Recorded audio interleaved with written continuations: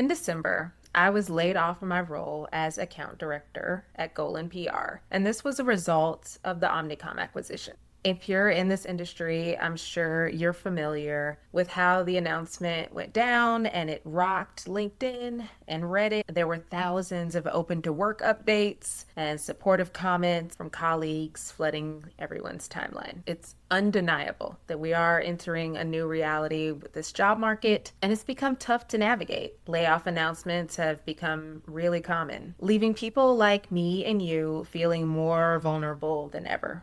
Add AI into the equation, and suddenly job security feels like a thing of the past. However, this video is not about doom and gloom. It's actually about agility and innovation. I'm going to show you why being laid off will be the best thing that ever happened to my career, why a resume like mine gives me an unfair advantage, and why I'm taking 12 years of experience in social media and social strategy and turning it into a personal brand. Most people treat their resume like a list of chores that they did to get a paycheck. I'm treating mine like a ledger of innovation and cultural disruption at scale. I've spent many years working with some of the best minds in creative and social strategy in this industry, and I've pitched ideas to some of the largest brands. That's Walmart, McDonald's, L'Oreal. I've overseen seven-figure budgets and thousands of reactive engagements and proactive assets across platforms. But this is not an interview. This is a chance for me to explain why I'm uniquely qualified to talk to you about social strategy in 2026 and why building a personal brand is the most important thing you can do for your career.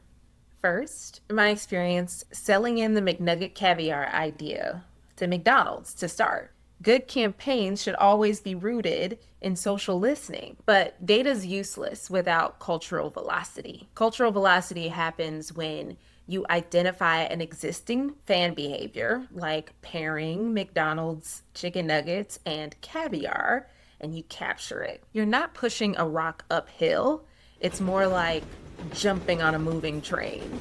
I saw all sides of Walmart's scope during my 5 years at Golin. I led TikTok content creation for Walmart. I oversaw the delivery of a robust analytics strategy, as well as reputation management for Walmart execs. And I built Walmart's influencer vetting program from the ground up. We all know the impact and value of the creator economy for brands. However, in an increasingly polarized and political world, it's really important for brands to be aware of potential risks and to prepare their crisis plans ahead of time. Adding Gen AI into the mix when it came to research helped us deliver comprehensive reporting at the scale that Walmart needed and resulted in a 7% increase in our annual scope. A lot of account directors only focus on organization and revenue, but I am a strategist, a storyteller, and an innovator with experience counseling brands on both organic and paid performance. I know how to navigate the presence of the biggest brands in the world, but in the age of AI, having a great resume is not enough. You have to turn your experience into a personal brand. And that is why I'm talking to you on video. What is more personal than this? You can't AI generate years of battle scars, and AI avatars are still making their way out of the uncanny valley.